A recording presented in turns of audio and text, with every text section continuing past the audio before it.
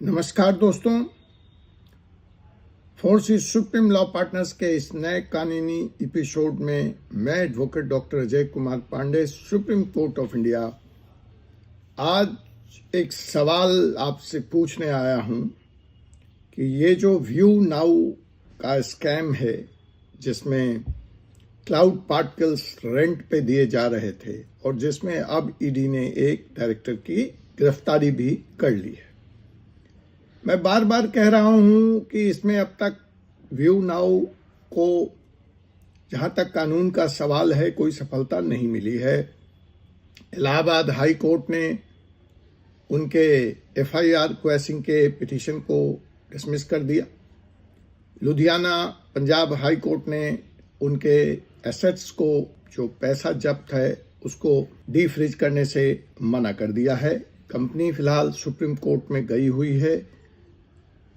वहाँ पे जो जानकारी मेरे तक आई है कि वह पिटीशन इलाहाबाद न्यायालय के आदेश को चुनौती देने के लिए नहीं लगाया गया है, ना ही जो लुधियाना का केस है, जो Punjab and Haryana high court का जो जजमेंट है, उसको चैलेंज करने के लिए लगाया गया है, बल्कि वह एक नया ही पिटीशन है जिसमें कंपनी ने अपने डिवाइस को रिलीज करने की बात की है। उसके जो कंप्यूटर्स और डाटा और रिकॉर्ड्स, इसकी बात उन्होंने की है।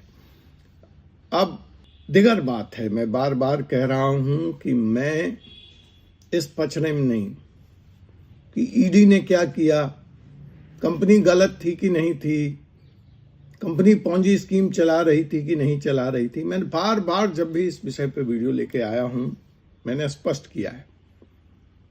हाँ, अपने अगले वीडियो में मैं इस बात पर, वो भी पीएमएलए एक्ट को आधार बनाकर, फेमा को आधार बनाकर, इस पर जरूर विस्तार से आप सब लोगों से बात करना चाहूंगा कि ईडी ने जो गिरफ्तारी की है उसके डायरेक्टर की, वह सुप्रीम कोर्ट में टिक पाएगा या उसका भी हाल मनीष सिसोदिया, केजरीवाल, चंद्रशेखर राव की बेटी के कविता की तरह होगा, जो कि ईडी के द्वारा लिकर स्कैम में गिरफ्तार किए गए थे और ईडी को, डायरेक्टर को जमानत पर छोड़ना पड़ेगा। लेकिन मेरा जो सवाल है और आज का जो सवाल है कि स्कैम हुआ नहीं हुआ, डिपॉजिटर्स का पैसा वापस मिलेगा या नहीं मिलेगा, और मिलेगा तो कैसे मिलेगा। डिपॉजिटर्स के पैसे को लेकर दोनों ईडी और न्यायालय का क्या रुख होने वाला है, या क्या रुख होना चाहिए, या क्या रुख होगा। ईडी ने 1667 करोड़ जब्त कर लिए हैं, लेकिन यह पैसा तो डिपॉजिटर्स का है, उनका तो कोई फॉल्ट नहीं है, तो क्या उनको यह पैसा मिलेगा? आइए देखते हैं इस कहानी के पीछे, इस रहस्य के पीछे, इस मिस्ट्री के पीछे, इस क्राइम के पीछे, इस अपराध के पीछे छुपी हुई सच्ची सच्चाई। और सच्चाई, और जिसको निकालना है, आज निकाल करके बाहर करना है कि निवेशकों को उनका पैसा कैसे मिले। तो आज के हम इस वीडियो में बात करेंगे कि इस पूरे पचड़े में अगर सबसे बड़ा कोई सफलर है जिसका नुकसान हुआ है, तो वो निवेशक का है, हमेशा की तरह। दूसरी बात जिस पे हम बात करेंगे वह यह होगी कि ईडी और कानून निवेशकों के राइट्स के बारे में क्या कहता है, और अब तक ऐसे मामलों में न्यायालयों का क्या रुख रहा है, न्यायालय ने क्या फैसला दिए हैं, और अंत में हम बात करेंगे कि क्या आपके पैसे की वापसी संभव है।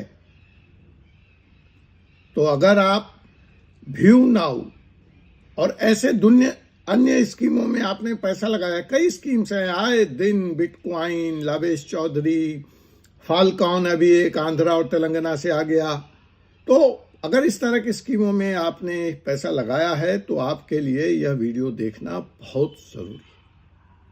आपने अगर अब तक चैनल को सब्सक्राइब नहीं किया है तो सब्सक्राइब कर लें, हमारे notification button, bell icon button को भी दबा लें, ताकि जो भी इस केस से संबंधित डिटेल है या दूसरे महत्वपूर्ण कानूनी मसलों का डिटेल है वो आप तक समय से पहुंच जाए। अब व्यू नाउ में हुआ क्या, जो ईडी बोल रही है कि साहब ये एक इन्वेस्टमेंट स्कीम थी जिसमें उच्च रिटर्न का वादा किया गया था। दूसरा जो ईडी का चार्ज है वो यह है कि इसमें ऐसा कोई रियल ट्रांजैक्शंस या कोई रियल काम नहीं हो रहा था, सिर्फ मनी की सर्कुलेशन हो रही थी। एक निवेशक से पैसा लिया जाता था और दूसरे निवेशक को वापस कर दिया जाता था, और यही तो पोंजी स्कीम है।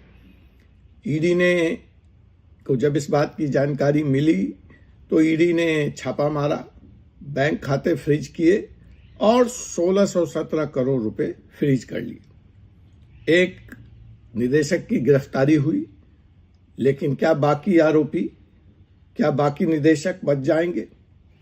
और अंत और सबसे महत्वपूर्ण, जिससे हमारा आपका वास्ता है कि क्या निवेशकों को उनका पैसा मिलेगा। तो सबसे पहले तो हम देखते हैं कि जो भी ईडी कह रही है या नहीं कह रही है, जो बात तय है, देखिए बाकी बातें तय होनी है कोर्ट में, ईडी सही, व्यू नाउ का मैनेजमेंट सही, प्रमोटर सही, लेकिन जो बात तय है, जो हो चुकी है, वह यह है कि निवेशकों का एक बार फिर से भरोसा टूटा है। निवेशकों को एक बार फिर से उच्च रिटर्न और ग्रांटेड इनकम का प्रलोभन दिया गया, और एक आम आदमी की, एक टैक्स पेयर की मेहनत से कमाया हुआ पैसा एक बार फिर फंस गया। अब ईडी और दूसरी सरकारी एजेंसियों की कार्रवाई तो मूलभूत आपराधिक पहलू पर केंद्रित है। धन की वापसी का क्या होगा, उसके बारे में कौन बात करेगा? संपत्ति सरकार ने जब्त कर ली, अब प्रमोटर्स या डायरेक्टर्स या कंपनी पैसे कहां से वापस करें निवेशकों को? अब जब्त न की या जब्त इसलिए की, चलिए ये भी बड़ा अच्छा तर्क है। ईडी क्या कह के पैसे को जब्त करती है? साहब अगर जब्त नहीं किया गया ना तो ये डाइवर्ट कर देंगे, ये देश से बाहर भेज देंगे। ठीक है जी, कोर्ट ने कहा जब्त कर लो। अरे तो जब्त करके उन्होंने डाइवर्जन नहीं किया, वो देश से बाहर नहीं भेजे, लेकिन वो मिले तो वापस जिसका है, आपका तो है नहीं ईडी महाराज।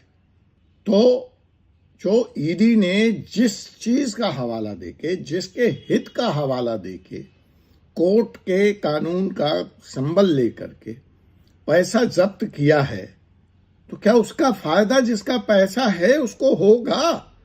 यही तो सवाल है, मैं बार बार पूछ रहा हूं। जहां तक कानून का सवाल है, ईडी कहती है देखिए भाई हम तो कानून से चलते हैं, हम कोई अपनी मनमर्जी तो कर नहीं सकते। वकील साहब बिल्कुल ठीक है, आप कानून से चलिए। तो आइए हम जरा नजर डालें कि वो कौन से कानून हैं जो ईडी को पैसा वापस करने के लिए इनेबल करते हैं, जिसके तहत ईडी अगर चाहे उसकी प्राथमिकता हो। लेकिन मैं बार बार कह रहा हूं, ईडी की प्राथमिकता पैसा वापस करना होता ही नहीं है। अपराध और अपराधी कानून। लेकिन अगर ईडी वापस करना चाहे तो जो संबंधित कानून है जिसमें यह कार्रवाई की गई है, पहला पीएमएलए एक्ट 2002, उसी में प्रावधान है निवेशकों के पैसे को वापस लौटाने का। तो आप एक सेक्शन या एक कार्रवाई जो आपको सूट करती है वो तो आप करते हैं, लेकिन दूसरी कार्रवाई जिसमें निवेशकों का हित है वह आपके रडार पर नहीं है, वह आपकी चिंता का विषय नहीं है। और मेरा यही सवाल है, और यहां पर आके इंप्लीमेंटेशन ऑफ लॉ डिफेक्टिव हो जाता है, पूर्ण रूपेण उसका पालन नहीं हो रहा है, एक तरफा यूज आप कर रहे हैं उसको। देखिए अगर हम आईपीसी जो अब भारतीय नागरिक संहिता बन चुकी है उसकी भी बात करें तो 406 और 420 क्रिमिनल ब्रीच ऑफ ट्रस्ट और चीटिंग का भी मामला यह बनता है, जिसका भी सहारा लिया जा सकता है। सेबी और कंपनी कानून 2013 यह भी निवेशकों के हित की, अधिकारों की सुरक्षा की बात करती है। तो इतने सारे प्रावधान होने के बाद पैसे की वापसी न होना मेरी समझ से तो बाहर की बात है। अब ईडी जब स्वमेव कार्रवाई नहीं कर रही है, सुओ मोटो कार्रवाई नहीं कर रही है, तो आपके पास एज ए निवेशक क्या क्या रास्ते हैं? पहला, कोर्ट में आप अपील लगाएं, क्लास सूट फाइल करें, अपना क्लेम फाइल करें। दूसरा, ईडी के पास एप्लीकेशन लगाएं, उससे यह कहें कि आपने जो संपत्ति जब्त की है, कुर्की की है, उससे एक विशेष फंड का निर्माण करिए और पैसे लौटाने की प्रक्रिया वापस कीजिए।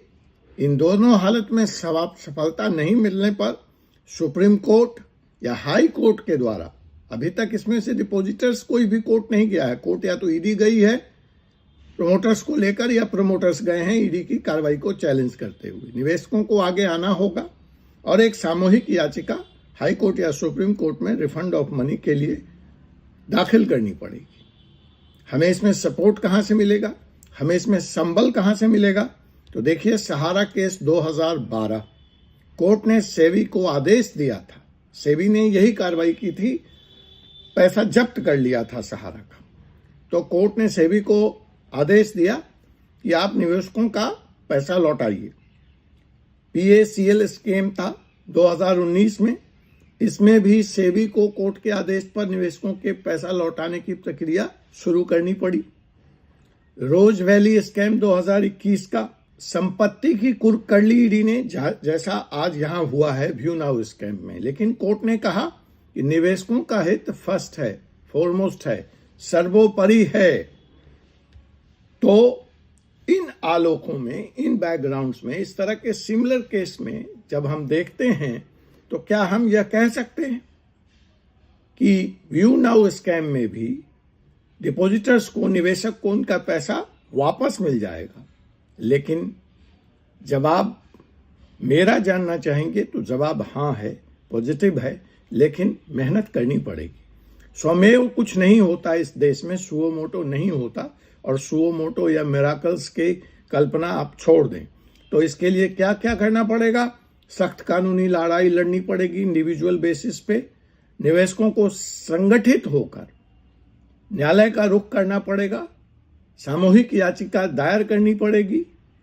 लेकिन जब तक समूह आप बनाते नहीं हैं, सामूहिक याचिका पर आपकी सहमति नहीं बन जाती है, तब तक आप क्या कर सकते हैं एज एन इंडिविजुअल निवेशक? तो सबसे पहले EOW आर्थिक अपराध शाखा, आप जहां जिस राज्य में हैं, जिस जिले में हैं, वहां और ईडी में अपनी शिकायत दर्ज कराएं। हाई कोर्ट या सुप्रीम कोर्ट में रिफंड के लिए याचिका दायर करें। अन्य पीड़ितों के साथ मिलकर सामूहिक याचिका की तैयारी करें, कानूनी कार्रवाई करें, और कोर्ट में जो संपत्ति जब्त है ईडी के द्वारा, उसकी नीलामी के लिए एप्लीकेशन लगाएं और रिफंड के लिए दावा करें। भविष्य में आप ऐसे किसी जाल, बट्टे, सन्नाटे, फर्जी स्कैम के शिकार ना हो पाएं, इसके लिए भी 3-4 टिप्स बता देता हूं। ग्रांटेड हाई रिटर्न वाली योजनाओं से बचकर रहें। कंपनी के पृष्ठभूमि और सेबी की जांच जरूर कर लें। हर निवेश से पहले डॉक्यूमेंट की अच्छी तरह से समीक्षा कर लें। और अगर आप चाहते हैं कि व्यू नाउ स्कैम के निवेशकों को न्याय मिले, तो इस वीडियो को ज्यादा से ज्यादा शेयर करें। क्या आपने भी व्यू नाउ में स्कैम में अपना पैसा लगाया है? तो आप अपना अनुभव मुझ तक पहुंचाएं, कमेंट बॉक्स में लिखें। इस केस पर हमारी कानूनी राय जानने के लिए चैनल को सब्सक्राइब करें और बेल आइकन बटन को दबाएं। न्याय के लिए आवाज उठाएं।